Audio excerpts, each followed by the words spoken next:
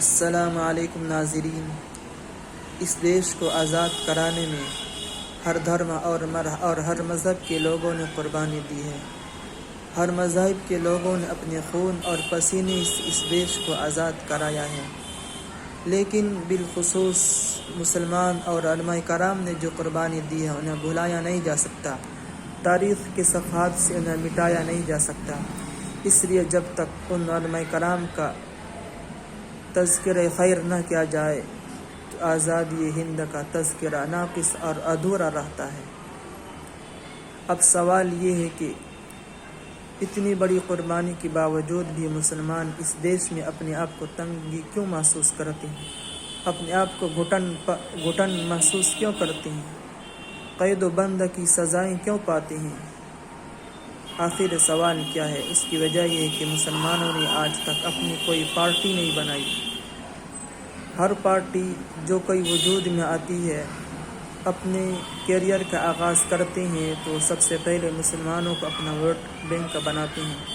مسلمانوں کی بات کرتے ہیں، مسلمانوں کے حق اور حقوق کی بات کرتے ہیں، لیکن جب وہ پارٹی انٹرنیشنل بن جاتی ہے تو پھر وہ مسلمانوں کو بھول جاتے ہیں،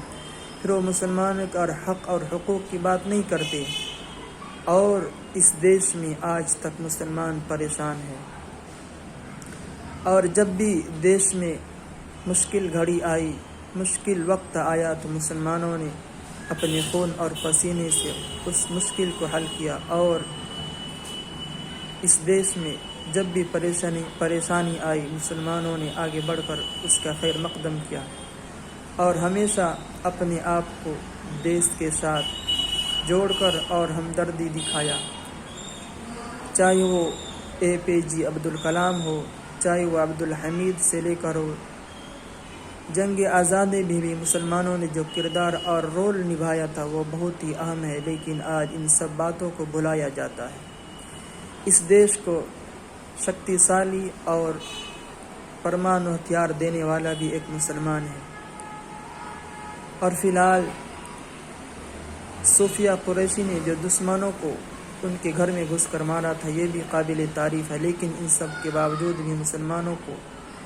ان سے کہا جاتا ہے کہ تم اپنی دیش بھکتی ثابت کرو، ان کے حق اور حقوق کو دبایا جاتا ہے۔ جب وہ اپنے حق اور حقوق کی بات کرتے ہیں تو انہیں فراموش کیا جاتا ہے، انہیں نظر انداز کر دیا جاتا ہے۔ آخر اتنے بڑے ملک میں ایک دوسری آبادی جو ہے مسلمان ہے، آخر ان کے ساتھ اتنا بھید بھاؤ کیوں کیا جاتا ہے؟ اس کی وجہ یہ ہے کہ مسلمان خود مسلمانوں کا ویرودھ کرتے ہیں۔ جب کوئی مسلم پارٹی آگے بڑھتی ہے تو انہیں پیچھے اور انہیں ان کے ساتھ دینے کے بجائے ان کے ساتھ ناانصافی کی بات کرتے ہیں، اور کہتے ہیں کہ مسلم پارٹی کی کوئی ضرورت نہیں ہے، اور کھل کر کہتے ہیں کہ ہم انہیں آگے بڑھنے نہیں دیں گے،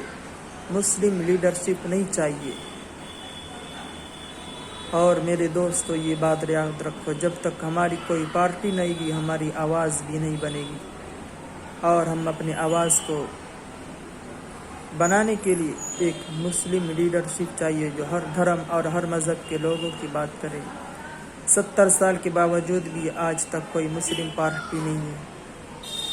اتر پردیش اتنی بڑی اسٹیٹ ہے لیکن وہاں بھی کوئی آج تک مسلم پارٹی نہیں ہے۔ ہمیشہ مسلمان سماجوادی پارٹی یا پھر بہوجن سماج پارٹی یا پھر کانگریس کو ہمیشہ ووٹ دیتے آ رہی ہے، اور جب کوئی پارٹی اپنا آغاز کرتے ہیں، اپنا کیریئر کا آغاز کرتے ہیں تو حق مسلمانوں کی بات کرتے ہیں، مسلمانوں کے حق اور حقوق کی بات کرتے ہیں، لیکن جب وہ پارٹی انٹرنیشنل بن جاتی ہے پھر وہ مسلمانوں کو بھول جاتے ہیں،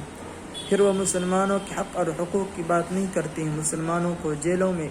جیل کے سلاخوں میں ڈال دیا جاتا ہے، مسلمانوں کی آواز کو دبانے کی کوشش کرتے ہیں، لیکن تمام پارٹی خاموش رہتی ہے، کوئی بھی مسلمانوں کے حق اور حقوق کی بات نہیں کرتے ہیں۔